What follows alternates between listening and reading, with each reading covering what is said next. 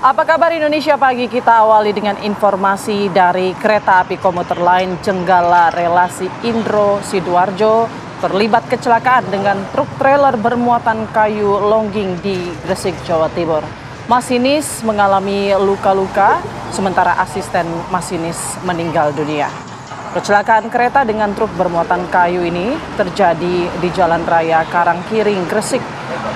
Kecelakaan terjadi pada Selasa malam di perlintasan langsung JPL 11 antara stasiun Indro, stasiun Kandangan.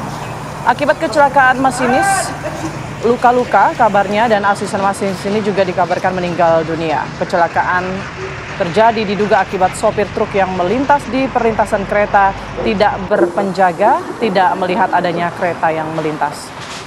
Sementara itu, para penumpang kereta api telah dievakuasi dengan kereta lain yang juga akan diberangkatkan dari stasiun Indro.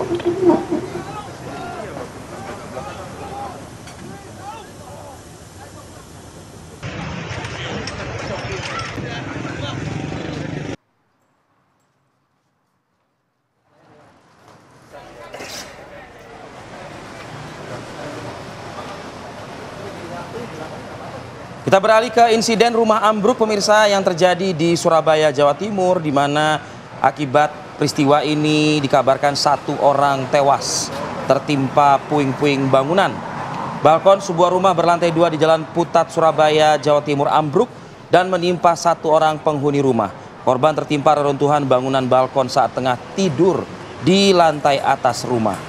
Diduga balkon roboh karena kondisi konstruksi bangunan yang tak kuat dan sudah termakan usia. Usai berhasil dievakuasi dari runtuhan bangunan balkon, jenazah korban kemudian dibawa ke kamar jenazah RSUD Dr. Sutomo, Surabaya untuk proses pemeriksaan lebih lanjut.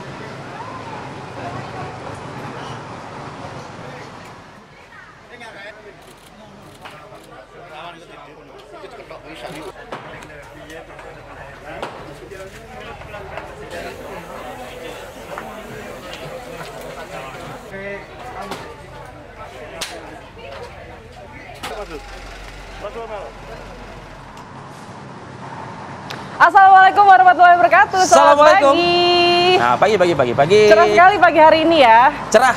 Saking cerahnya kita sampai mencari titik-titik yang pas untuk mendapatkan sinar matahari agar vitamin D kita terus bertambah. Ini kurang lari aja nih, Vi. Aduh, lari dari kenyataan nggak saya.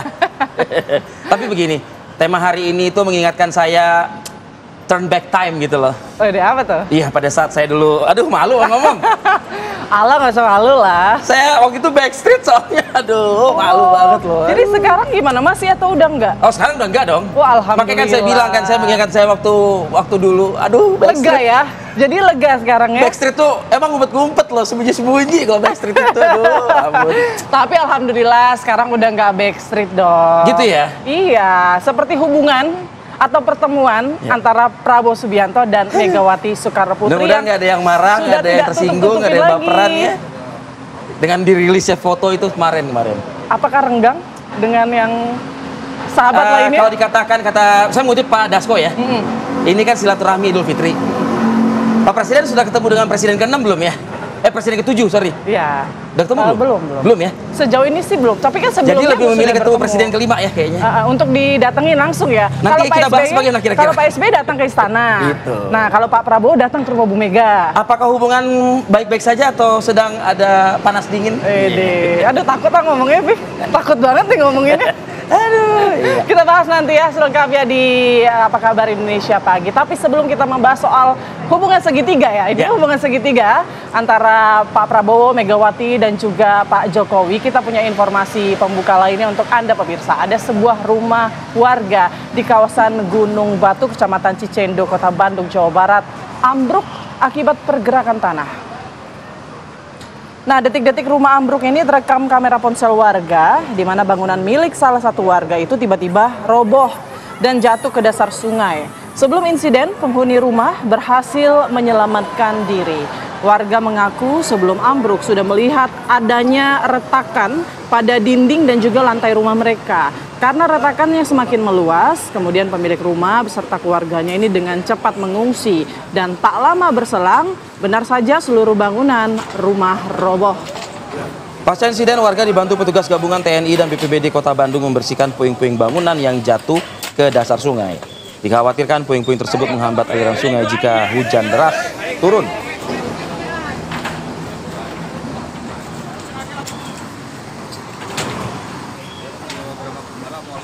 Oke, kita berlanjut ke informasi berikut pemirsa. Ada 4 orang wisatawan terbawa arus saat bermain di air terjun atau riam di Bengkayang, Kalimantan Barat.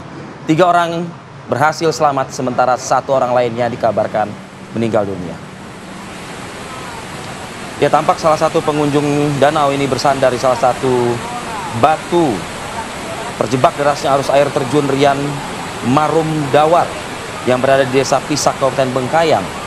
Warga berupaya mengevakuasi pengunjung tersebut dengan menggunakan tali dengan menerjang derasnya arus air terjun.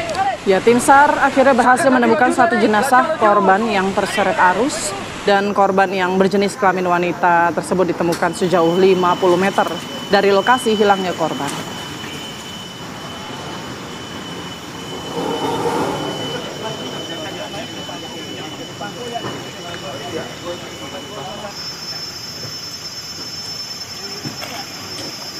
Up.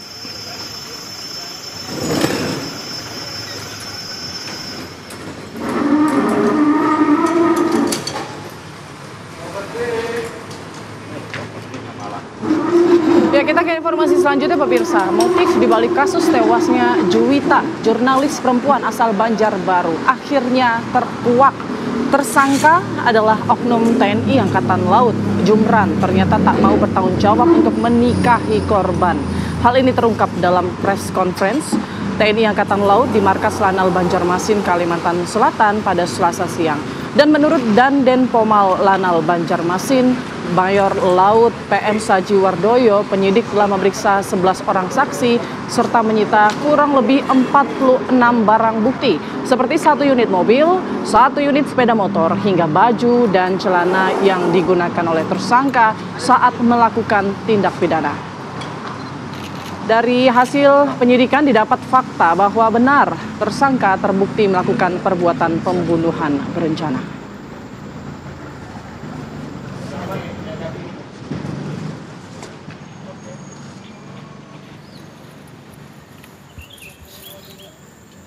Dan menaruh tas korban di belakang. Dan pemirsa, ini ada informasi lainnya. Seorang guru besar Fakultas Farmasi Universitas Gadjah Mada Yogyakarta dipecat sebagai dosen karena diduga terlibat kekerasan seksual terhadap belasan mahasiswi. Kasus dugaan kekerasan seksual yang melibatkan guru besar terjadi di Fakultas Farmasi UGM atas nama Edi Meyanto. Ini kabarnya juga penanganannya sudah memasuki babak baru. Pelaku sudah dipecat sebagai dosen UGM dan juga tengah dalam proses pemecatan sebagai ASN dan juga guru besar. Diketahui kasus ini terjadi sejak akhir 2023 hingga pertengahan 2024 dengan korban berjumlah 13 orang mahasiswi.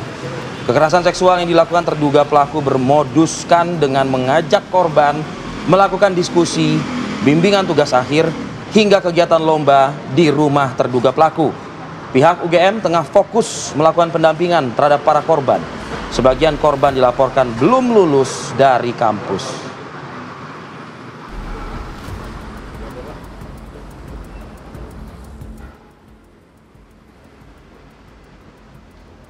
Baik pemirsa, bagi Anda yang sudah beraktivitas atau mengawali aktivitas hari ini, kembali lagi dalam rutinitasnya, ya kan? Back to reality. Back to reality.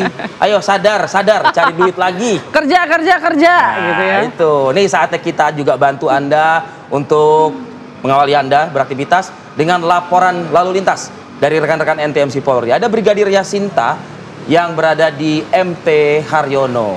Silakan Brigadir Yasinta.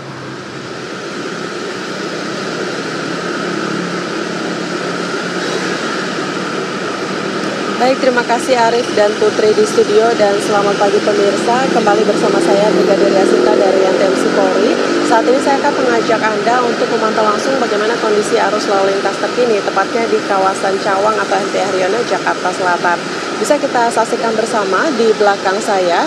Pada umumnya situasi arus lalu lintas di kawasan ini sudah mulai terlihat adanya peningkatan volume kendaraan yang cukup signifikan.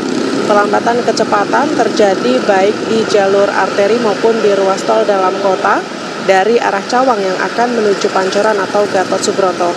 Kendaraan pun hanya dapat melaju dengan kecepatan rendah berkisar 20 km per jam yang didominasi kendaraan pribadi baik roda 2 maupun roda 4. Sementara untuk arah sebaliknya terpantau kondusif lancar. Selain karena bertepatan dengan jam masuk perkantoran, perlambatan kecepatan terjadi karena jalur ini merupakan pertemuan arus kendaraan baik dari Jatinegara, Cawang maupun Cililitan yang akan menuju ke arah Pancoran, sehingga banyaknya jumlah kendaraan yang melintas tidak sebanding dengan kapasitas ruas jalan. Bagi Anda yang akan melintasi kawasan ini, khususnya para pengendara roda 2, kami menghimbau untuk tidak menggunakan jalur sesuai dengan ketentuan, maksud kami untuk menggunakan jalur sesuai dengan ketentuan, mengingat masih banyak kami temukan pelanggaran lalu lintas yang dilakukan oleh pengendara roda 2, yakni melawan arus dengan menggunakan trotoar jalan, yang tentunya hal tersebut sangat membahayakan keselamatan para pejalan kaki dan rawan terjadi kecelakaan. Dan juga kami masih banyak temukan pengendara roda 2 maupun roda 4 yang menggunakan jalur busway yang tentunya sangat menghambat kelancaran arus lalu lintas dan juga sangat membahayakan keselamatan bersama. Sementara itu kami informasikan berdasarkan data IRSMS Korlantas Polri, angka kecelakaan lalu lintas di seluruh Indonesia selama 1 kali 24 jam terjadi sebanyak 301 kasus kecelakaan lintas dengan rincian 26 meninggal dunia, 58 luka berat dan 408 luka ringan. Untuk itu kami menghimbau kepada para pengendara agar senantiasa mematuhi peraturan lalu lintas dan utamakan keselamatan dalam berkendara. Untuk informasi arus lalu lintas selengkapnya, Anda dapat menghubungi call center kami di 1500669 atau SMS Center di 9119. Anda juga dapat mengunjungi website kami di korlantas.polri.go.id. Stop pelanggaran, stop kecelakaan, keselamatan untuk kemanusiaan, dan salam presisi. Demikian Brigadir Yasinta melaporkan langsung dari kawasan MT Haryono, Jakarta Selatan. Kembali ke studio, silakan. Mantap, luar biasa laporannya nih ya. Jadi ibarat kata nih, kembali ke Jakarta membawa ikan patin. Cakep. Brigadir Yasinta, mohon maaf lahir dan batin. Wede, luar biasa. Maaf lahir batin, salam presisi. Iya, luar biasa. Brigadir Yasinta dia mau nahan ketawa tapi jangan tahan. Iya, gitu. mungkin boleh dibalas kali. Jangan deh, nggak kelar-kelar ini nanti. Baik, itu tadi laporan lalu lintas ya. Pemirsa, kami masih akan hadir lagi di segmen berikutnya dengan rangkaian informasi yang tak kalah seru dengan segmen yang baru saja kita sampaikan ya. Tetaplah bersama kami. Kembali lagi di Apa Kabar Indonesia Pagi pemirsa, kita hadirkan informasi Presiden Prabowo Subianto dini hari tadi terbang untuk menggelar lawatan ke sejumlah negara di Timur Tengah selama sepekan ke depan. Presiden akan menuju Uni Emirat Arab sebagai negara pertama yang dilawatnya sebelum kemudian akan mengunjungi Turki, Mesir, Qatar, dan terakhir menuju Yordania. Ya, selain itu juga akan membahas soal kondisi terkini geopolitik dan isu-isu global. Lawatan Presiden dilakukan sebagai respon atas banyaknya permintaan agar Indonesia lebih berperan aktif menyelesaikan konflik di Gaza Palestina dan di Timur Tengah secara keseluruhan. Menurut Presiden, sebagai negara dengan penduduk muslim terbesar, Indonesia memiliki andil untuk bertanggung jawab menyelesaikan konflik Gaza. Dan selain itu juga pemirsa, Indonesia juga relatif lebih diterima oleh banyak pihak.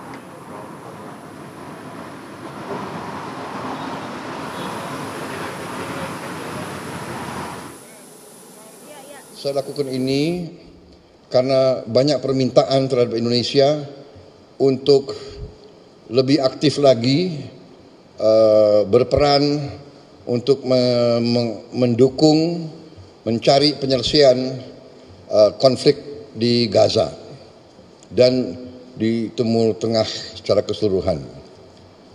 Walaupun Indonesia berada jauh dari kawasan tersebut, tapi Indonesia pertama sebagai negara yang penduduk muslimnya terbesar di dunia, juga karena peran Indonesia sebagai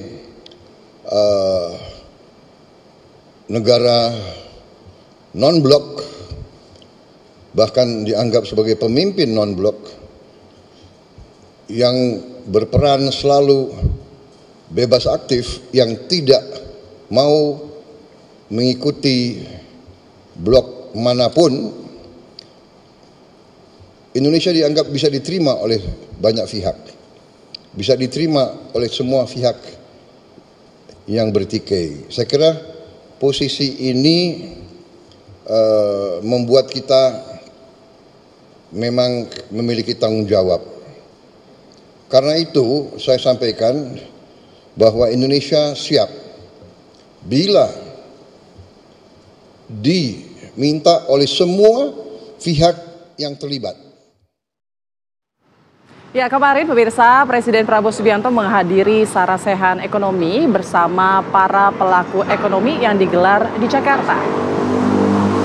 Ya, sejumlah Menteri Kabinet Merah Putih juga tampak hadir di lokasi, seperti diantaranya ada Menko Bidang Perekonomian Erlangga Hartarto, Menteri Keuangan Sri Mulyani, Menteri Ketenagakerjaan, Investasi dan Hilirisasi Rohsan Roslani, hingga Menteri ESDM Bahlil Lahadalia.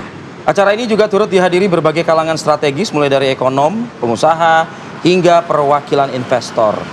Forum dialog ini untuk merespon kondisi ekonomi global, serta membahas tantangan dan peluang ekonomi Indonesia ke depannya.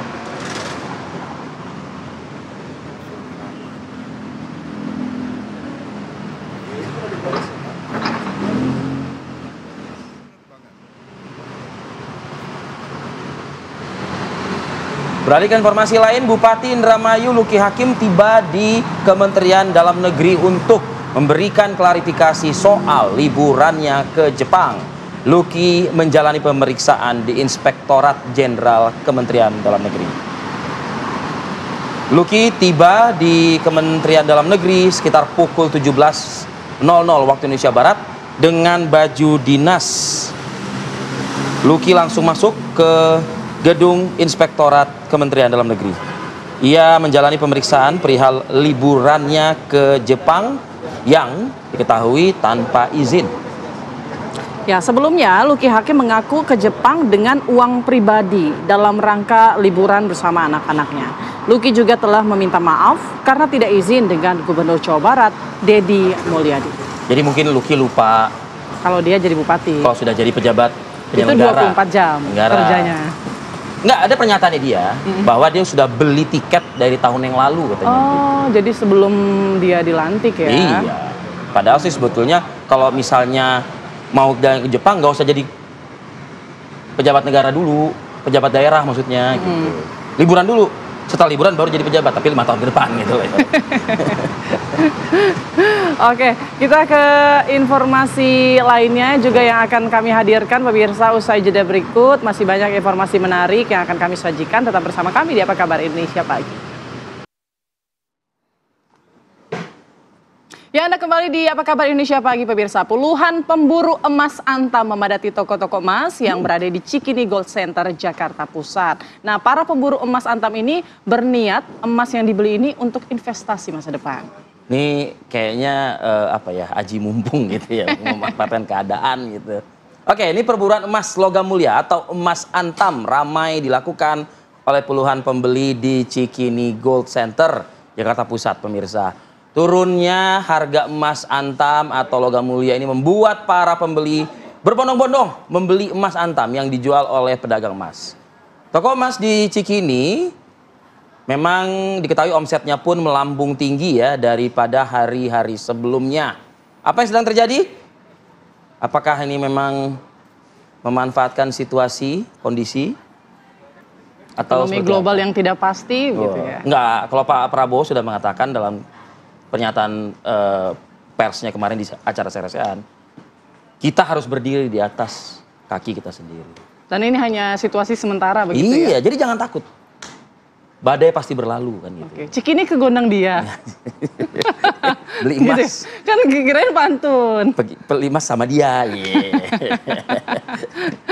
Oke pemirsa, ini ada juga informasi yang viral di media sosial. Penganiayaan terhadap atlet bela diri di Kisaran Asahan, Sumatera Utara. Ini diduga pemirsa pelaku ini adalah bagian dari geng motor yang berjumlah 8 orang. Seperti Anda saksikan di rekaman CCTV, terlihat para pelaku menganiaya korban hingga tak berdaya. Terlihat salah satu yang menjadi korban adalah seorang atlet bela diri atas nama Aldi Sitorus, sedang terduduk tidak menggunakan baju yang lantas dipukuli oleh para pelaku. Setelah mendapat laporan, polisi berhasil menangkap 3 dari 8 pelaku penganiayaan. Ya, menurut polisi kejadian ini berawal dari adanya konflik sesama geng motor di jalanan, yakni geng motor mafia Bangladesh dan geng motor Mr. Kriwo, sehingga terjadi keributan dan akhirnya berujung pada penganiayaan. Dan kini ketiga pelaku beserta dengan barang bukti sudah berada di Polres Asahan guna keperluan penyelidikan. Sementara 5 orang pelaku lainnya hingga kini masih dalam pengejaran.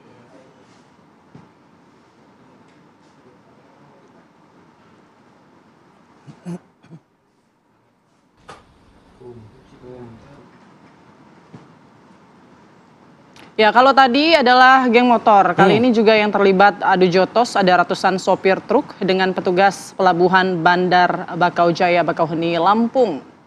Nah, video perkelahian dari sopir-sopir truk tersebut ini viral di media sosial.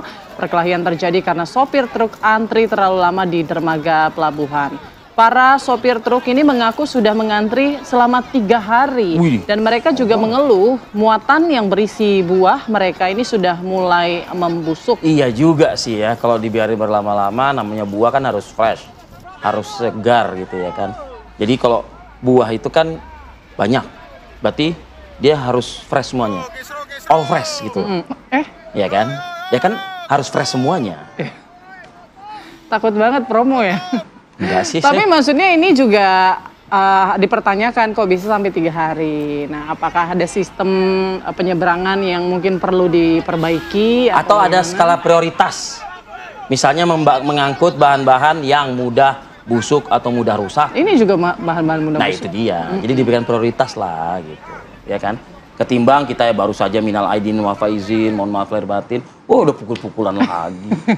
Nanti tahun depan minta maaf lagi gitu ya? Kayaknya KW banget kayaknya Idul Fitrinya. Aduh ampun. Oke lah, kita beralih ke informasi lain pemirsa. Ada sepasang bapak dan anak di Palembang, Sumatera Selatan yang ditangkap polisi ini karena terlibat pembunuhan terhadap tetangganya sendiri. Nah, korban ini diketahui bernama Darmawan, warga Mataram, Kelurahan Kemas Rindo, Kertapati, Palembang. Pria berusia 34 tahun itu tewas dengan 7 luka sabetan senjata tajam. Korban yang merupakan buruh bangunan tersebut tewas dibunuh oleh tetangganya sendiri, yakni seorang bapak dan anaknya. Kurang dari 24 jam pasca pembunuhan yang menggemparkan warga Palembang itu, kedua pelaku akhirnya berhasil ditangkap. Kepolisian menjelaskan motif pembunuhan karena permasalahan anak. Anak korban yang masih kecil diduga dianiaya anak pelaku yang umurnya sudah dewasa.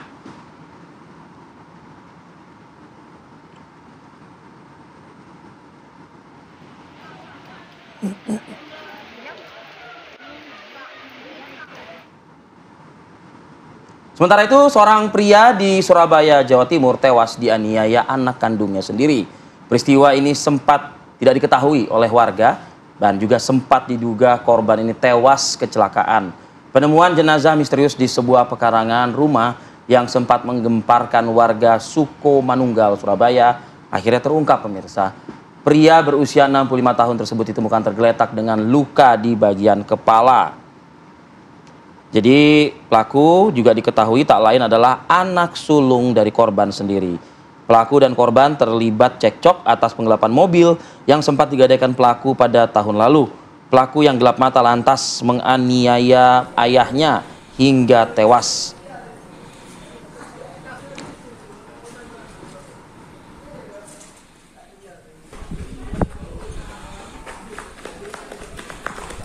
Detail gitu ya.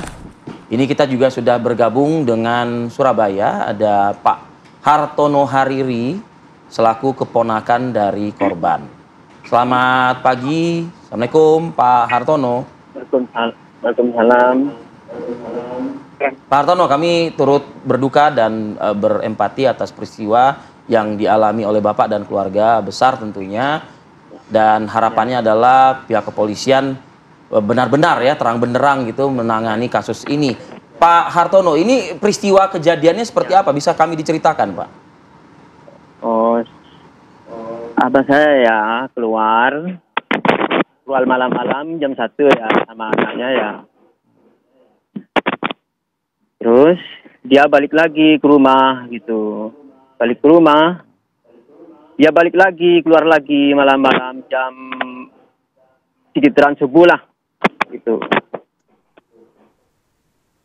Akhirnya dia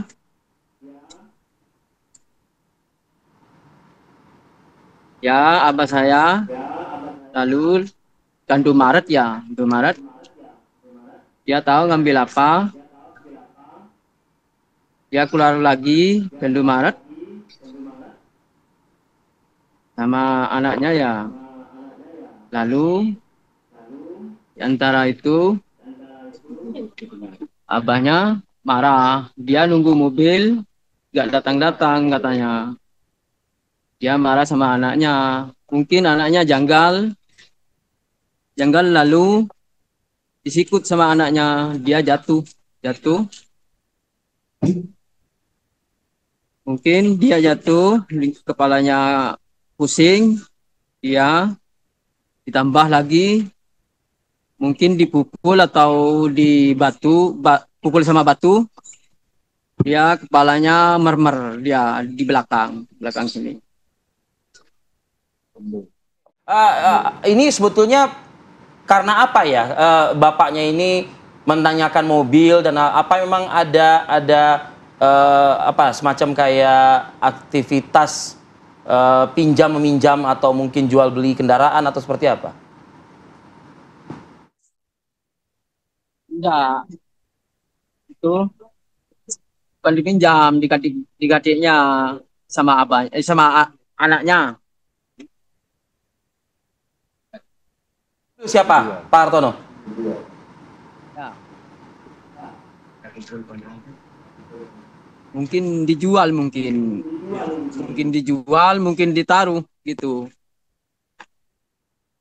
Oke, ini mobil berarti mobil korban yang digelapkan begitu ya Pak Hartono ya? Maksudnya. Ya. Oke. Pak Hartono, ini kan informasinya awalnya warga digemparkan adanya kecelakaan. Ini pelaku ini memang membuat cerita atau mengarang-arang cerita bahwa ayahnya kecelakaan atau seperti apa informasi yang beredar di masyarakat tadinya? Ya, anaknya bilang dia kecelakaan, dia pura-pura kecelakaan. Padahal tidak kecelakaan, dia dibunuh dia sama anaknya. Pak Hartono tahu nggak Pak, ini uang hasil penggelapan mobil ini digunakan untuk apa oleh pelaku? Uang nggak tahu kalau uang itu dikemanain.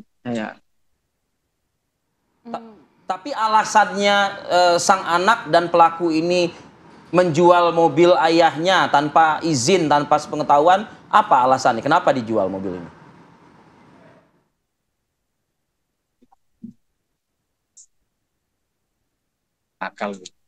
Nakal mungkin. Ya dugem. Pelaku ini nakal ya Pak ya? Ya. Oke, baik. Terima kasih banyak informasinya Pak Hartono Hariri selaku keponakan korban. Sekali lagi kami turut berduka atas peristiwa yang menimpa keluarga Anda. Selamat pagi, sehat selalu Pak Hartono. Iya, kita turut prihatin atas peristiwa yang terjadi ya. Seharusnya ya antara bapak anak komunikasi mas sebetulnya terbuka aja gitu loh kalau lagi butuh duit. Kalau lagi ada rezekinya ya dikasih, kalau enggak ya sabarlah gitu loh ibaratnya. Ini kejadian tahun lalu, Vi. Jadi kayaknya memang cekcoknya sudah cukup lama begitu ya.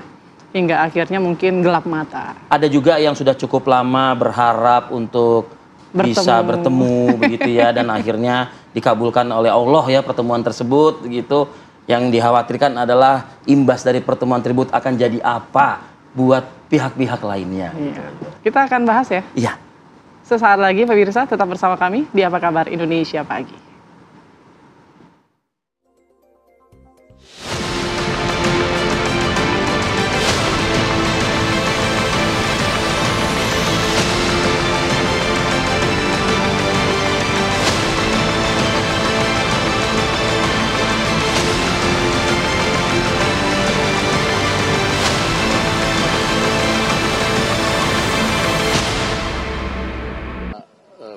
sekalian, semalam memang ada pertemuan silaturahmi antara Pak Prabowo dan Bu Megawati di kediaman Bu Megawati di Teguh Umar.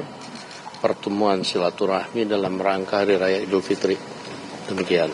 Bang, ini kalau misalnya melihat fotonya kan duduk sebelahan dan terlihat cukup akrab. Ini suasana pembahasan saat pertemuan antara kedua tokoh ini seperti apa, Bang, kalau bisa digambarkan? Ya, kalau semalam ini kan antara Pak Prabowo dengan Bu Mega memang hubungan selama ini baik-baik saja dan bersahabat, sehingga ya pertemuan semalam itu adalah pertemuan kekeluargaan, keakraban dan hangat,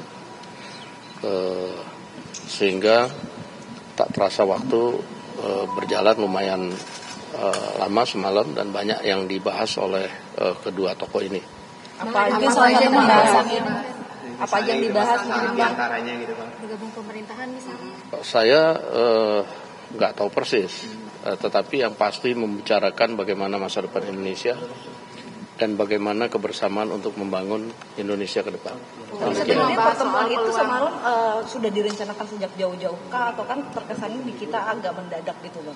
Iya kan, kalau pertemuan silaturahmi hari raya kan nggak usah kasih tahu kan, itu kan kita juga datang nggak sembunyi-sembunyi, kita datang rame-rame kok semalam. Siapa sih, Bang, yang lain? Ya semalam ada ditemenin oleh Pak Sugiono, ditemenin oleh Pak Ahmad Muzani, Pak Prasetyo Hadi, Letkol Teddy, Pak Aris Marsudianto.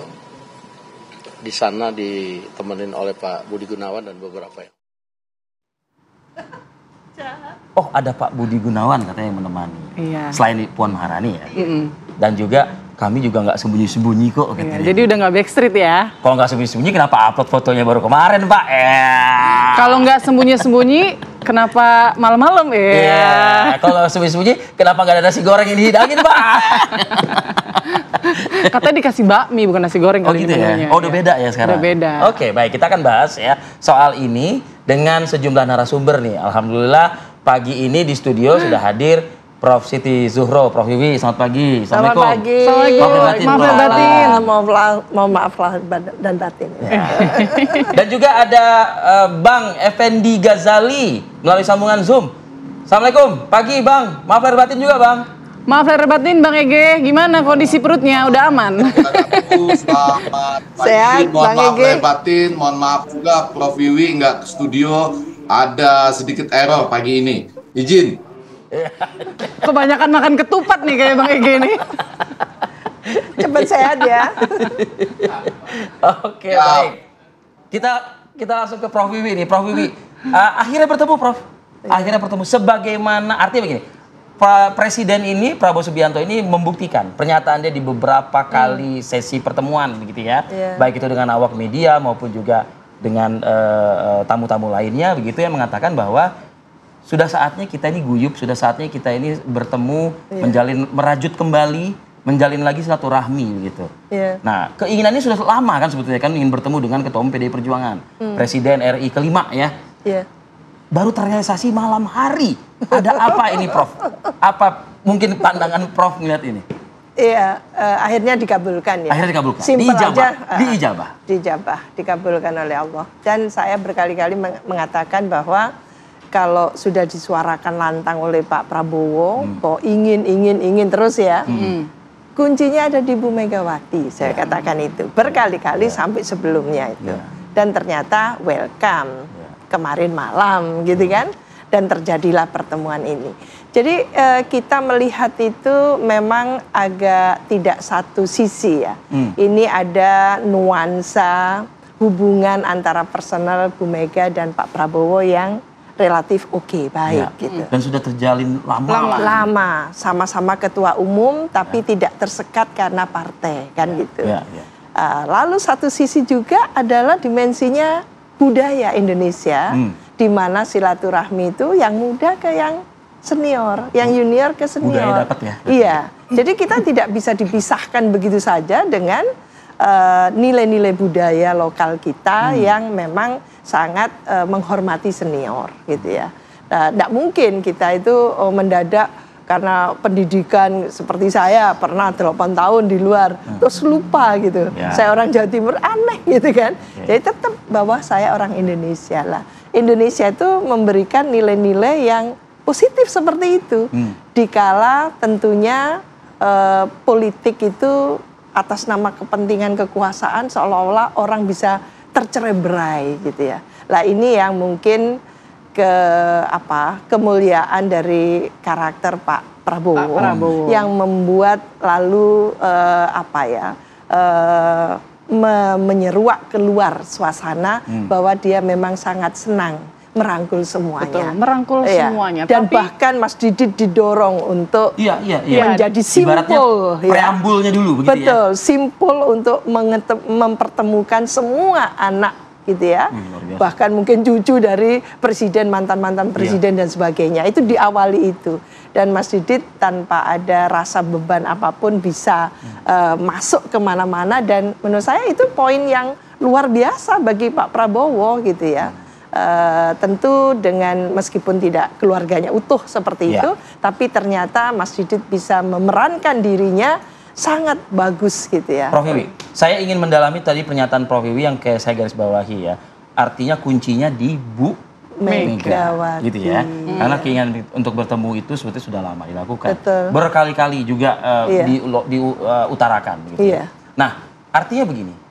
Dengan terjadinya pertemuan akhirnya dan kuncinya adalah di Megawati. Ini juga menandakan apakah Ibu Mega akhirnya ikut dengan gerbong Prabowo Subianto. Apakah ke sana ya? Iya. Lah, ini juga kita tidak boleh naif ya, menerjemahkan oh ini sangat kekeluargaan, ini sangat senior junior atau hubungan yang bagus. Tidak bisa kita naif seperti itu. Tetap saja bahwa Bu Mega ketum gitu ya, ketua umum PDI Perjuangan ya. Satunya juga ketua umum ya, Partai Gerindra. Dan tentu ini ketemunya dua sosok pentolan partai besar gitu ya. Tidak mungkin tidak berbicara tentang politik gitu ya. Paling kurang mau dibawa kemana negara ini oleh Pak Prabowo gitu.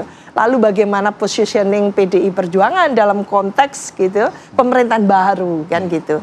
Nah ini juga mungkin Bu Mega ingin mendengarkan sendiri apa yang dipikirkan oleh Pak Prabowo. Iya. Dan Pak Prabowo punya satu inisiatif, suatu tekad gitu untuk menyatukan seluruh kekuatan politik itu dalam gerbong besarnya untuk mendukung pemerintahannya. Ini masalahnya. Itu baik nggak sih sebetulnya seperti itu? Lah ini kan kalau saya menerjemahkan adalah secara politik, mutually politically symbiotic, saling menguntungkan secara politik. Jadi ada iming-iming dari Pak Prabowo bahwa ini partai besar, sangat strategis gitu ya. Dan posisinya sangat signifikan tentunya untuk ditarik mendukung pemerintahannya, sementara Bu Mega juga tidak ingin teralienasi gitu ya dalam konstruksi kekuatan politik yang tentunya bisa terasa terasing dan sebagainya sendirian gitu. Jadi menurut saya karena secara pribadi tidak ada masalah yang krusial dengan Pak Prabowo, tidak tertutup kemungkinan memang dua kekuatan besar bisa ini bersatu. akan bisa menyatu. Oke, saya juga penasaran. Kita bergabung sudah bergabung dengan Mas Seno, politisi PDIP. Mas Seno, apakah ini hanya sekedar silaturahmi biasa atau memang 1,5 jam pertemuan ini juga ada membahas agenda lain, misalnya soal rekonsiliasi politik ke depan atau bagaimana? Mas Seno, boleh dibocorkan ke kita, Mas Seno? Ya, terima kasih Mbak. Jadi pertama-tama adalah betul bahwa di tanggal 7 April hari Senin kemarin pukul 20 sampai 21.30 itu terjadi pertemuan di kediaman Ibu Mega antara Pak Presiden Prabowo dengan Bu Mega. Bahwa pertemuan itu memang terjadi secara cukup mendadak, membuat banyak orang sebelumnya tidak mengetahui bahwa akan terjadi pertemuan itu. Tetapi bahwa pertemuan itu sudah lama direncanakan, diwacanakan, dicanangkan oleh baik Bu Mega maupun Pak Prabowo, maka pertemuan itu bisa berjalan dengan baik. Nah, di dalam pertemuan selama 1,5 jam kurang lebih itu memang terjadi di suasana Idul Fitri dan halal bihalal pasca Lebaran. Sehingga tentu saja kalau misalnya tadi disebutkan suatu ilustrasi bahwa sebelum pertemuan itu terlaksana, kemudian ada pertemuan Mas Didit Edi Prasetyo di kediaman Ibu Mega di Tengku Umar. Lalu sebelumnya lagi kalau kita tarik rangkaian peristiwa ada pula bagaimana acara ulang tahun Mas Didit Edi Prasetyo yang hadir juga keluarga Bung Karno di sana. Maka pertemuan-pertemuan itu menjadi sebuah simbol awalan bahwa pertemuan kemarin malam di Tengku Umar itu adalah pertemuan yang sifatnya banyak bagaimana merajut hubungan kekeluargaan. Kita tahu hubungan Pak Prabowo dan Bu Mega ini hubungan yang melampaui sekedar hubungan politik biasa. Ini adalah hubungan yang sudah dibangun lama dari asas saling hormat menghormati.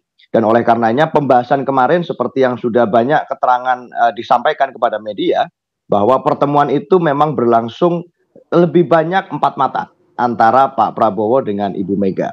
Dan yang dibahas tidak kemudian kemana-mana, lebih banyak kepada bagaimana men-tackle isu-isu kebangsaan yang hari ini itu banyak terjadi. Kita tahu bagaimana tantangan geopolitik dunia sedang tidak mudah, ada perang dagang yang luar biasa terjadi di dunia antara Amerika Serikat dan China. Lalu bagaimana hari ini juga ada berbagai persoalan dunia yang menjadi concern dari kedua pemimpin ini.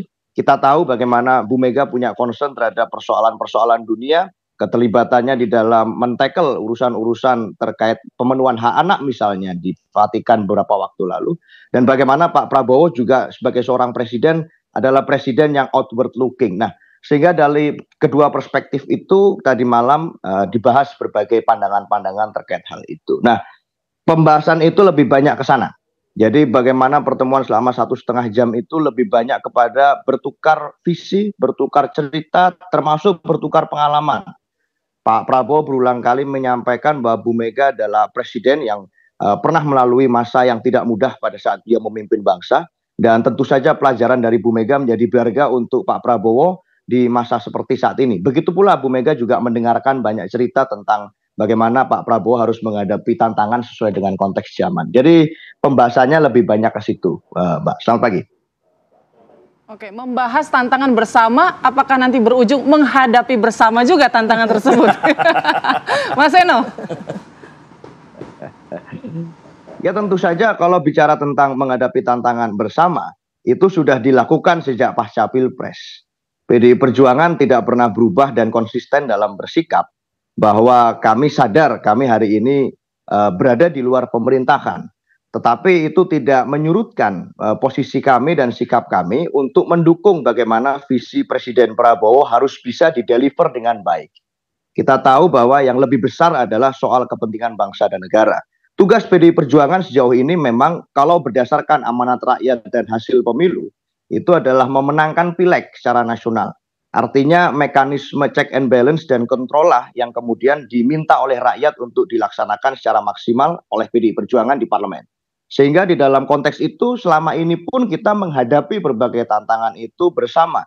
Meskipun di ruang yang berbeda. Ini ibarat pepatah lama, meskipun misalnya satu visi juga tidak selalu harus satu perahu. Meskipun satu pandangan tidak selalu harus bersama. Nah, sejauh ini pandangannya seperti itu. Sekali lagi saya garis bawahi, sampai hari ini meskipun kami berada di luar pemerintahan, tetapi kami mendukung bagaimana visi Presiden Prabowo bisa dilaksanakan dengan baik dengan cara dan tugas negara yang diberikan kepada kami. Itu, Mbak. Oke. Clear Mas Eno ya berarti ya. Saya ke Bang Ege nih. Bang Ege, kita kembali lagi ya ke momentum malam itu ya, begitu ya. Bang Ege, saya seneng banget kalau Bang Ege udah kembali mengingat-ingat memorabilianya gitu lah ya berarti ya. Ya Bang Ege ya. Tapi usai jeda Bang, kita jeda dulu Bang. Kami akan kembali saat lagi.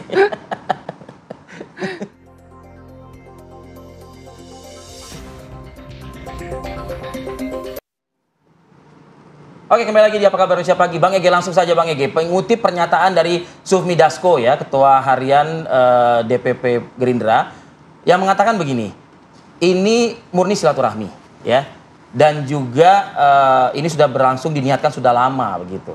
Nah pertanyaannya, barulah di momentum Lebaran Idul Fitri ini bisa ketemu dengan Megawati Soekarnoputri. Nah pertanyaannya juga kemudian, apakah semua pimpinan negara ini sudah ketemu dengan Pak Prabowo? Kita ketahui Pak SBY sudah ketemu, ya kan? Lalu juga Pak JK juga, ya kan sudah ketemu juga. Nah, Ibu Mega akhirnya ketemu juga. Yang di Solo belum nih, Bang Ege. Gimana Bang Ege menyikapi ini? Berat ini.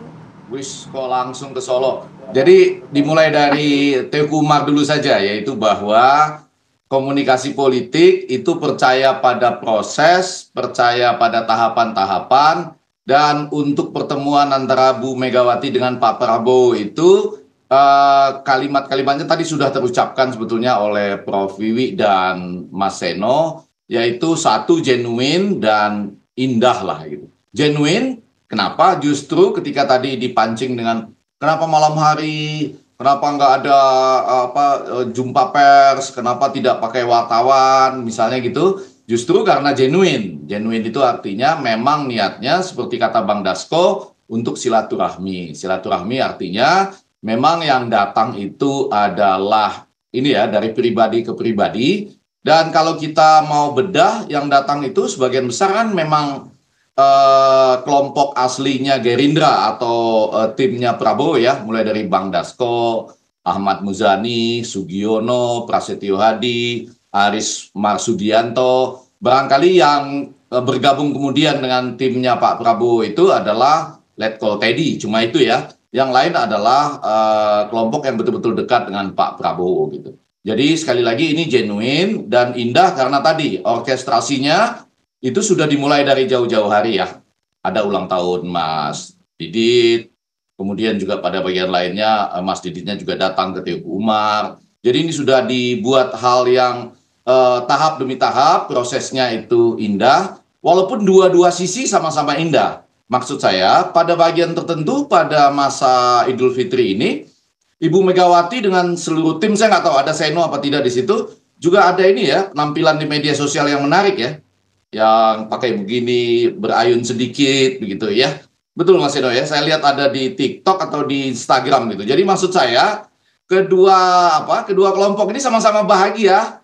Dalam politik kan perlu begitu ya, Prof. Wiwi ya. Jadi artinya apapun yang sedang terjadi, kedua kelompok ini sama-sama yakin dan sama-sama bahagia gitu dengan pendukungnya masing-masing gitu. Nah, kemudian ini menjadi bertemu pada malam hari, ya lebih menekankan pada pertemuan antar kelompok ini, walaupun, nah betul tadi, orang pasti akan melihat ke depan. Kenapa melihat ke depan? Kan Bang Dasko sendiri yang bilang, pertemuan ini untuk masa depan Indonesia, untuk kebersamaan bagaimana Indonesia ke masa depan dengan pengalaman Ibu Megawati ya dan PDIP dalam masa krisis. Ini kan mereka kelompok oposisi yang sangat baik ya ketika mereka harus menjalani masa krisis atau menghadapi diri sebagai oposisi. Nah, betul ke depannya ketika mau dikaitkan dengan Solo, saya selalu membayangkan begini, ini selamat pagi ini ya dalam konteks yang lebih tenang ya, lebih nyaman. Saya itu selalu membayangkan bagaimana perasaan Ibu Megawati, nggak usah dijawab Mas Seno, itu kalau melihat misalnya Pak Prabowo sedang meneriakkan hidup Jokowi misalnya gitu ya, itu bagaimana perasaan Bu Megawati gitu. Mohon maaf loh, ini kan Arief yang nanya soal pertemuan ke Solo ya. Jadi memang tetap ada posisi-posisi yang masih berbeda, posisi-posisi yang belum gampang ya dipertemukan. Justru puncaknya nanti kalau Bu Megawati ketemu Pak Jokowi misalnya ya. Sama dulu orang merindukan Bu Megawati ketemu dengan Pak SBY. Tapi apapun yang terjadi ke masa depan ini sudah tanda-tanda baik. Malah saya ingin mengatakan Mas Seno, salah satu tanda baiknya barangkali adalah Kongres PDIP akan berlangsung dengan baik juga. Ya. Iya dong, orang sudah pertemuan silaturahminya baik-baik, ya Kongres PDIP-nya akan berlangsung dengan baik. Sudah bicara dari hati ke hati, ya gitu. Ini ketika terkait dengan persimpangan Solo tadi, gitu, Mas Arief. Oke, itu pendapat Anda. Bagaimana pendapat Prof. Wiwi melihat bagaimana kelompok yang lain? Kalau tadi Bang Egy kan menafsirkannya kalau secara komunikasi politik, wah ini guyup nih udah nih. Dua kelompok ini sama-sama happy ya? Begitu.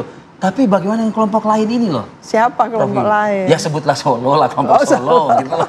Kan Solo sudah ngasih lampu hijau. Bukan kuning, lampu hijau bagus kan gitu ya. Pertemuan itu bagus. Jadi ya oke. Ya dalam politik itu Mas Arief, menurut saya kan Pak Prabowo balance gitu. Sangat ini ya positif dengan Pak Joko Widodo. Tapi satu saat yang lain juga kepada Bu Mega dan kepada yang lain gitu. Dan yang lain juga nggak boleh iri dong gitu. Sama.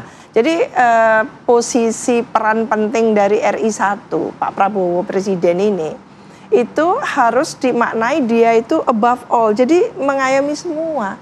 Jadi pemimpin untuk semua kan gitu. Tidak hanya golongannya yang mensukseskan aja, tidak. Ketika dia jadi RI 1 presiden, ya semuanya presiden untuk semuanya kan gitu. Lah ini yang menurut saya mungkin ke depan kita juga mendengarkan penilaian Pak Prabowo terhadap kabinetnya yang dinilai 6 dari 10. Ya. Ada apa ini? Setelah 5 bulan nilainya 6 saja. 6 itu presidennya sendiri yang ngomong. Iya sedang, berarti nggak memuaskan masih kan gitu. Apa lalu kabinet yang besar yang memang tentu ya bukan ansih pilihan Pak Prabowo ya kalau melihat kita.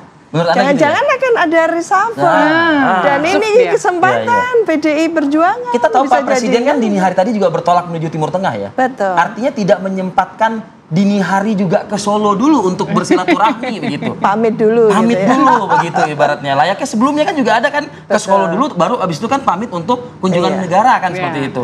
Nah Prof Wiwi nggak melihat ada satu yang janggal dengan hal ini? Menurut saya terlalu ribet ya. Terlalu ribet. Masa dari Jakarta ke Solo, Solo ke luar negeri gimana? Oke, mungkin bisa kita positif dulu, Vi. Mungkin dijadwalkan setelah pulang. Tapi gini, Prof. Ini kan persahabatan segitiga ya. Persahabatan segitiga ini dengan pertemuan Pak Prabowo dengan Bu Mega ini pasti ada implikasi dong antara ketiga. Jangan-jangan 6 dari 10 itu. Iya. Pak Prabowo itu mungkin saya menerjemahkan ya sebagai sosok rasional yang dididik mulai kecil rasional, profesional kan gitu ya.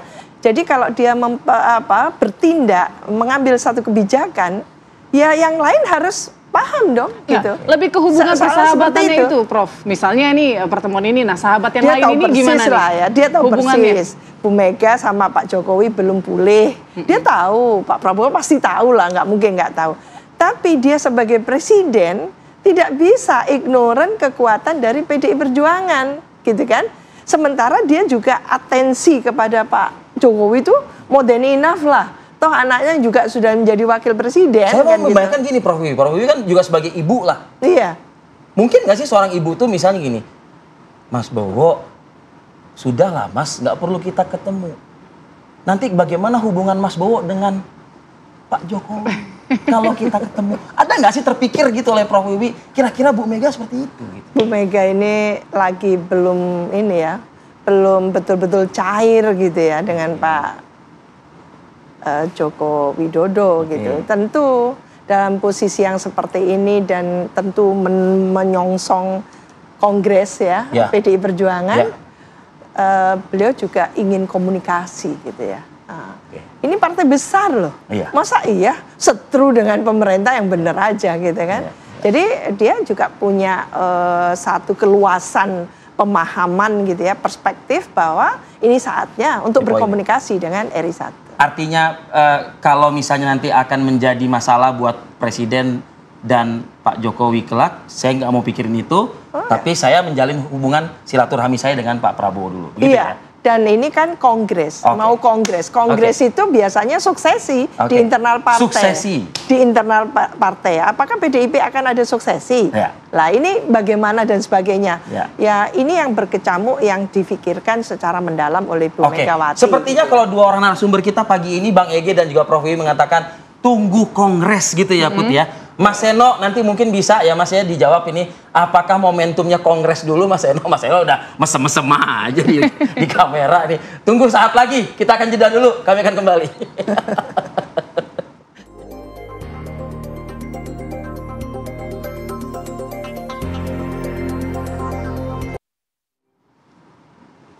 Ya, kembali di Apa Kabar Indonesia Pagi, langsung saja ke Mas Seno. Mas Seno, dua narasumber kita sudah memprediksi, mengira-ngira ini menunggu kongres nanti untuk lebih jelasnya lagi kira-kira apa hasil pertemuan begitu ya dari kedua belah pihak begitu. Tapi apakah memang kemungkinan untuk satu perahu itu memang masih ada Mas Seno? Apakah memang momentumnya nanti nunggu kongres dulu, deal-dealannya setelah itu nanti baru jelas begitu?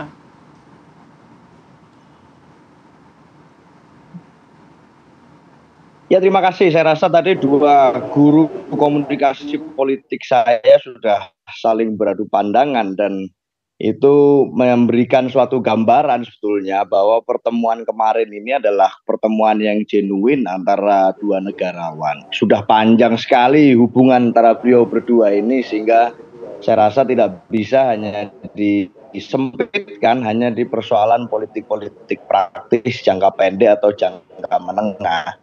Tapi pada prinsipnya memang di dalam ADART partai kami, di dalam mengambil suatu sikap yang itu prinsipnya strategis, itu memang mekanisme keputusannya terletak pada Kongres. Nah, itu tapi forecasting yang masih nantilah. Tapi sudahlah, setidaknya dari pertemuan kemarin, ini kan sudah menjawab rasa penasaran dan rasa ingin tahu, rasa antisipatif dari publik yang menanti-nanti kapan sebenarnya pertemuan ini akan terlaksana, di timing seperti apa, di waktu kapan. Sebagaimana kita selama ini sudah cukup lama membahas berita ini tanpa henti, wacana ini tanpa henti, dan selalu saya memberikan keterangan.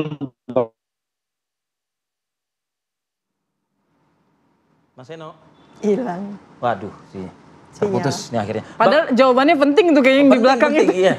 Jangan ada yang nggak suka dengan pernyataan Mas Eno Bang. Enggak, ini sinyal ya. Jangan ditafsirkan macam-macam. Bang Ege, Mas Eno sudah bisa kembali berkomunikasi dengan kami? Iya.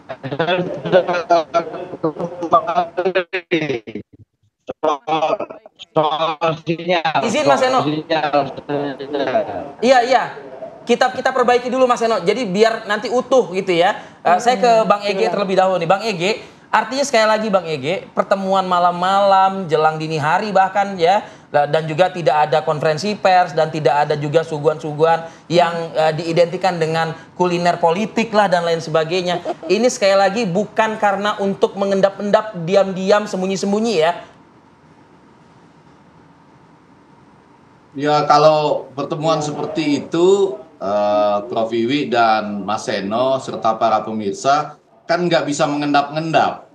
Artinya mengendap-endap pun nanti pasti harus disampaikan kepada publik gitu, karena ini kan pertemuan yang walaupun dilakukan dalam tanda petik secara tertutup ya, tapi dasarnya kan tadi genuine dan masing-masing pihak itu sudah terpenuhi apa yang sama-sama dikehendaki. Yaitu tadi, yang pertama sebagai negarawan yang pernah dan sedang memimpin negara ini, tentu ada baiknya bertemu. Yang kedua, hari baik, bulan baik, yang junior mendatangi yang relatif lebih senior dan punya pengalaman melewati krisis. Ada selisih umur 5 tahun itu di situ. Nah, yang ketiga, yang lebih penting, kan nggak dibahas banyak hal soal kulinernya tadi. Nah, muncul pertanyaan pada publik, 1,5 jam, 90 menit, Mas Eno. Kalau itu lebih banyak 4 mata, dan kemudian tadi nggak banyak dibahas nasi goreng apa mie gitu ya, maka menjadi pertanyaan yang dibahas lalu apa gitu. Nah, saya secara pribadi menangkapnya ada setidaknya 2 hal. Tentu saja seluruh kepentingan negara itu penting, ada perang dagang, ada Trump yang lagi aneh ya, dan jadi bahan pembicaraan di seluruh dunia. Nah, yang kedua, kan pasti juga akan ada pertanyaan, baik dimulai dari salah satu pihak, atau menyampaikan lah gitu ya. Nanti kan kita akan kongres nih, atau bagaimana kongres nanti persiapannya, ya, pasti ada kalimat seperti itulah gitu. Nah, pada bagian yang keberapa tadi? Ke-6 mungkin menyambung soal kongres itu, saya kok yakin masing-masing masih menyimpan lah soal tadi persimpangan ke Solo itu. Ya, kalaupun ada, itu betul-betul sesuatu meta komunikasi yang benar-benar bisa disampaikan dengan sangat baik oleh Ibu Megawati, ya, sebagai seorang ibu kepada yang lebih muda, atau juga bisa disampaikan oleh Pak Prabowo. Lagi-lagi, ini meta komunikasi yang kita tidak ada di dalamnya, kita tidak boleh menduga-duga, tapi sebagai pasangan yang pernah menjadi cawapres ya dari 2009. Bu Megawati, barangkali pembicaraan soal persimpangan Solo tadi juga ada dibahas sedikit. Demikian. Oke, Mas Eno, tanggapan Anda Mas Eno?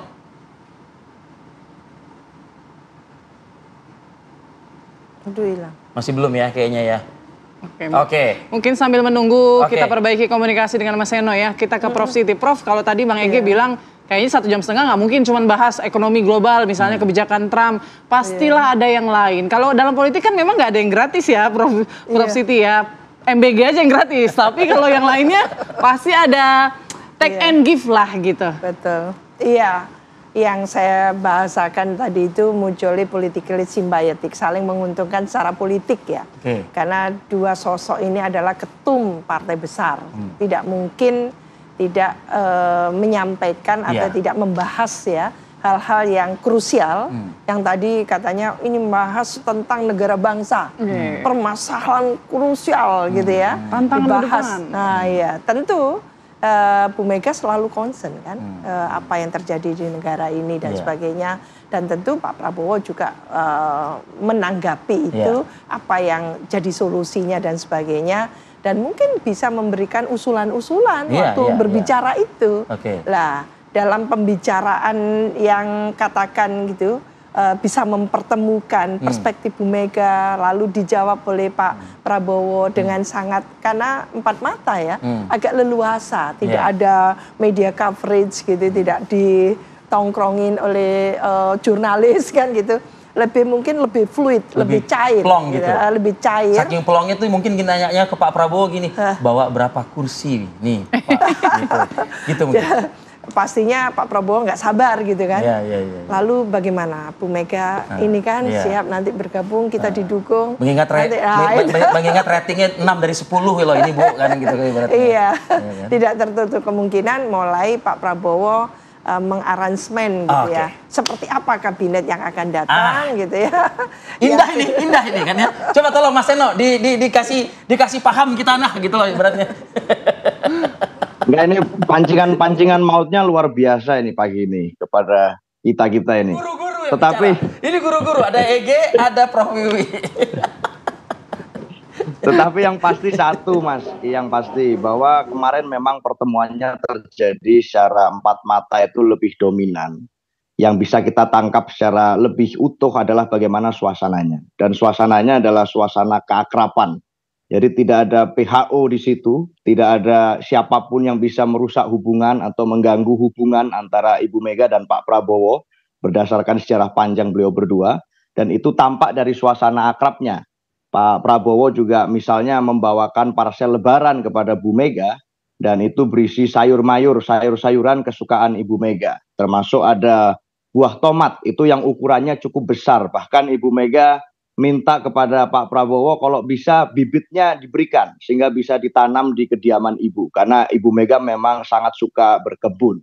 Nah, jadi suasananya memang sangat akrab. Jadi bisa terbayang pada saat di acara lebaran gitu, saling ketemu gitu ya di satu momen ini yang hubungan keluarganya udah dekat, obrolannya bisa macam-macam sekali, termasuk dalam soal bagaimana parsel lebaran yang saling diserahkan pada saat hari raya. Nah, itulah yang terjadi sehingga perbincangannya sangat flowing, betul-betul genuine. Itu. Jikapun ada perbincangan-perbincangan strategis tentang bangsa dan negara, itu detail-detailnya terjadi di dalam proses percakapan empat mata itu. Yang betul-betul mengetahui detail memang adalah Pak Prabowo dan Bu Mega. Oke, Mas Eno, Bu Mega selain juga bertanya soal ini bibitnya bagaimana, sayur-mayurnya bagaimana, bertanya juga nggak soal harga sayur mayur yang melonjak, harga bahan pokok dan lain sebagainya, ditanya juga nggak sama Bu Mega tuh? Ya pasti sebagai dua orang ketua umum partai besar itu ya, yang satu partai pemenang Pilpres, yang satu partai pemenang pemilu legislatif, tentu saja pembahasan tentang bagaimana strategi menjaga kehidupan rakyat itu juga menjadi topik bahasan antara beliau berdua. Itu tidak terlepas pastinya. Tapi itu menjadi suatu gambaran sebetulnya bahwa concern antara Bu Mega dan Pak Prabowo ini di banyak sisi ini saling beririsan. Dan itulah yang membuat percakapannya menjadi semakin hangat, semakin akrab. Itu Mbak.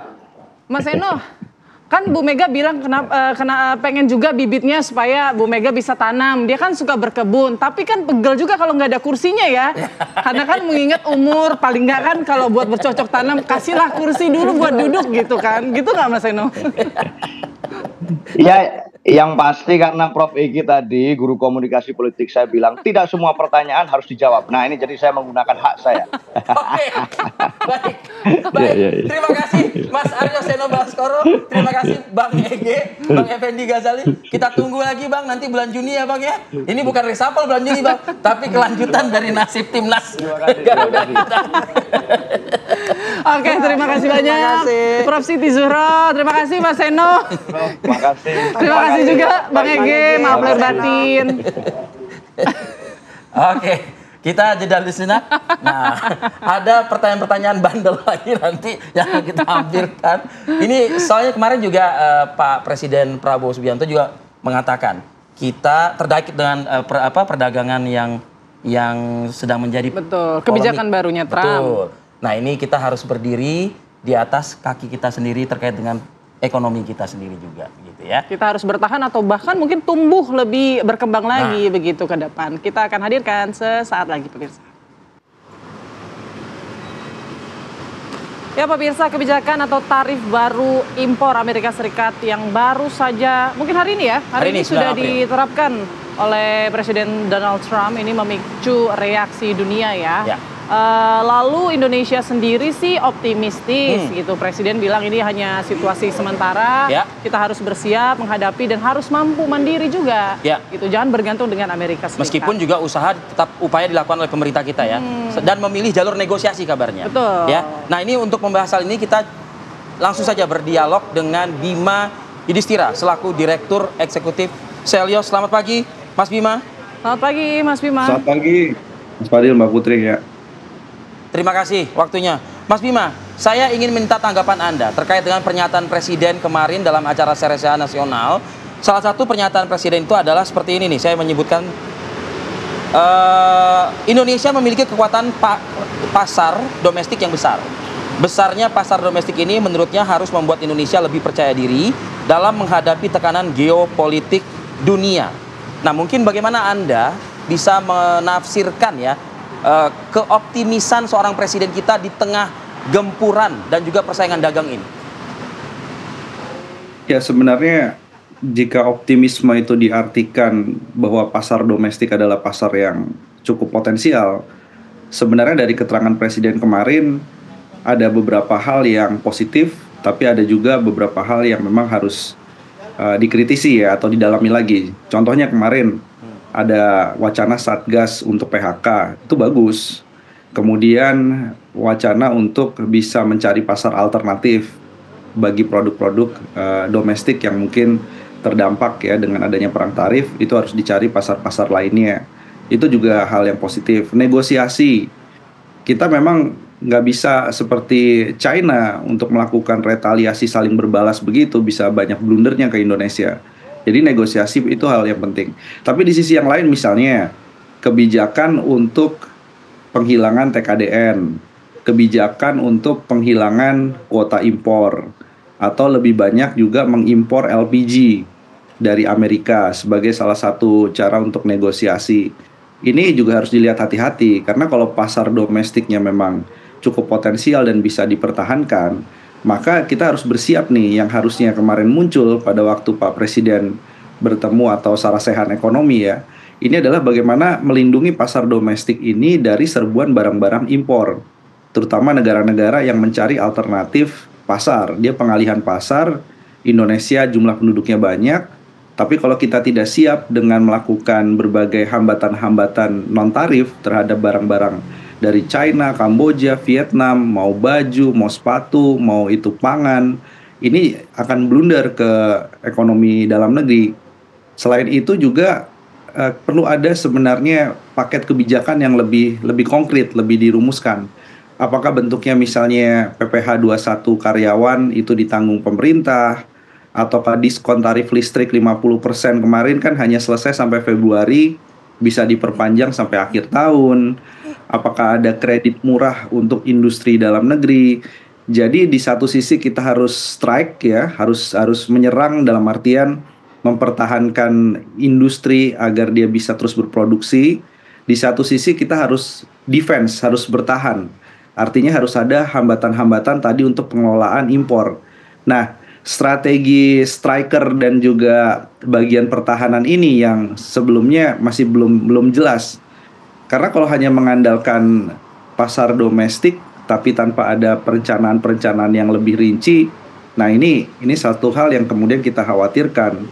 Karena belum apa-apa sebelumnya Indonesia sudah dibanjiri barang-barang impor karena aturan Permendak 8 2024. Itu juga nggak disebut adanya revisi Permendak 8 2024 yang merelaksasi impor. Apakah mau direvisi, revisinya kapan, selesainya seperti apa revisinya, itu juga tidak disebutkan secara detail.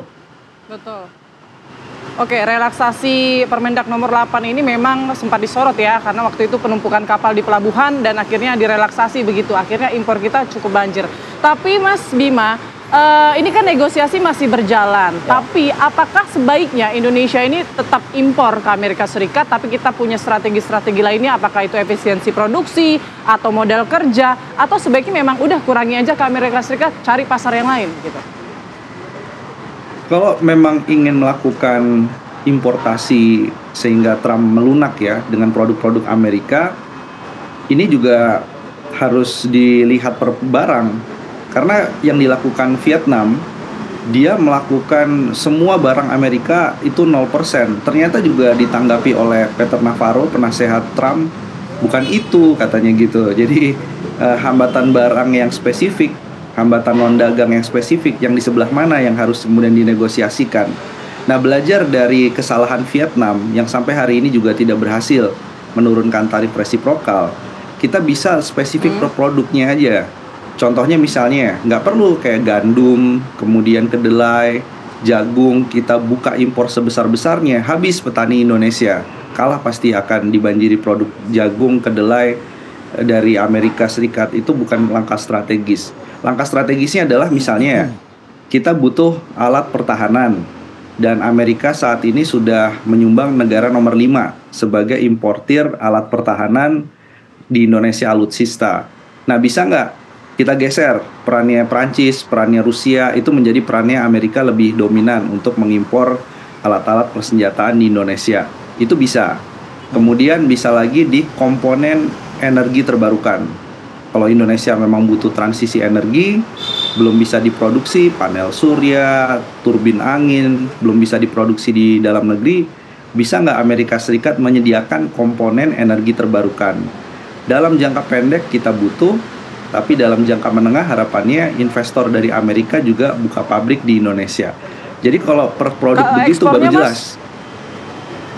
Iya, dari segi ekspor juga dibaca dari pernyataan Gedung Putih, itu nikel, kemudian emas batangan, tembaga, itu nggak kena tarif 32% tarif resiprokal. Jadi ekspor Indonesia masih bisa tetap menembus pasar Amerika tanpa tarif 32%. Ini kan produk-produk hilirisasi. Tinggal bagaimana Indonesia bisa masuk dan cari pembeli yang ready di Amerika Serikat. Pabrikan baterai, pabrikan otomotifnya itu siap menampung barang-barang produk hilirisasi tembaga dan nikel dari Indonesia. Tinggal kita bisa pelan-pelan memperbaiki tata kelola hilirisasi di Indonesia. Itu artinya kalau per produk maka akan jadi clear mana peluangnya. Oke. Nah, saat ini kan tim sedang bekerja ya Mas Bima ya, dan akan membawa sejumlah negosiasi-negosiasi. Beberapa hal diantaranya tadi sudah Mas Bima sebutkan. Apalagi poin negosiasi yang mungkin bisa melunakkan begitu Amerika Serikat dan membawa keuntungan bagi kita. Usai jeda Mas Bima, kami akan kembali saat lagi. Ya, Anda kembali di Apa Kabar Indonesia Pagi. Kita lanjutkan. Mas Bima, tadi kan Anda sudah menyampaikan ya poin-poin mungkin yang bisa jadi negosiasi begitu ya, agar Amerika Serikat ini sedikit melunak lah terhadap Indonesia. Tapi mungkin ada sektor lain nggak Mas? Misalnya kalau tadi ada elektronik, mineral begitu, ada negosiasi lain, mungkin negosiasi politik juga mungkin bisa begitu ya. Untuk mencairkan suasana agar lebih lunak lah begitu terhadap Indonesia. Gimana Mas Bima? Oke, kalau dari segi produk sebenarnya yang dikecualikan dari tarif resiprokal adalah farmasi. Dan farmasi itu nilainya kecil sekali kita ekspor ke Amerika, cuma 22 juta dolar. Artinya ini masih under capacity kalau kita bisa melakukan ekspor farmasi, bahan obat alami. Jadi sektor farmasi diperkirakan akan booming. Karena Amerika tahu dia nggak akan mengenakan tarif pada produk-produk farmasi. Itu akan kena ke konsumen dan biaya kesehatan di Amerika. Nah, soal politik yang menarik itu adalah Laut Cina Selatan. Jadi kita bisa bilang secara negosiasi, ini kalau Amerika memusuhi Indonesia, memusuhi banyak negara ASEAN dengan tarif yang super tinggi, Anda akan kehilangan potensi dan daya tawar dari sisi keamanan geopolitik di Laut Cina Selatan. Jadi sudah banyak yang melihat Indonesia akan lebih dekat ke China soal itu, dan itu merugikan Amerika.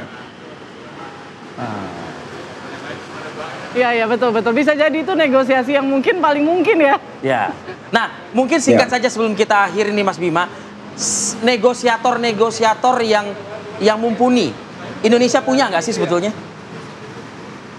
Sebenarnya banyak, jadi tidak harus dari dalam negeri kalau soal negosiator ya. Dalam beberapa forum misalnya negara-negara lain itu yang sama-sama negara berkembang ya, mau Meksiko, kemudian Brazil, itu mereka menyewa profesional negosiator dibayar per jam dengan dolar, itu hadir duduk bersama dengan perwakilan resmi dari pemerintahannya. Jadi artinya Indonesia nggak kekurangan, dalam negeri aja banyak yang pinter-pinter. Tapi satu hal yang mungkin harus didorong terus ke Pak Prabowo, kursi duta besar Indonesia di Amerika, di Washington, itu harus segera diisi. Karena ini nggak bisa nih, negosiator yang paling penting di sana. Iya, betul. 2 tahun kita kosong ya, nggak ada perwakilan kita, negara kita di sana begitu. Baik, Mas Bima Yudhistira, terima kasih Mas atas waktu yang singkat ini bergabung bersama kami di Apa Kabar Indonesia Pagi. Terima kasih juga atas segala arahan masukannya juga. Sukses selalu untuk Anda, Sukses selalu, Mas Bima. Dan perbincangan kita ini sekaligus menutup akhir jumpa kita di Apa Kabar Indonesia Pagi pada pagi hari ini. Saya Putri Windasari. Saya Arif Fadil pamit undur diri. Terima kasih. Sampai jumpa.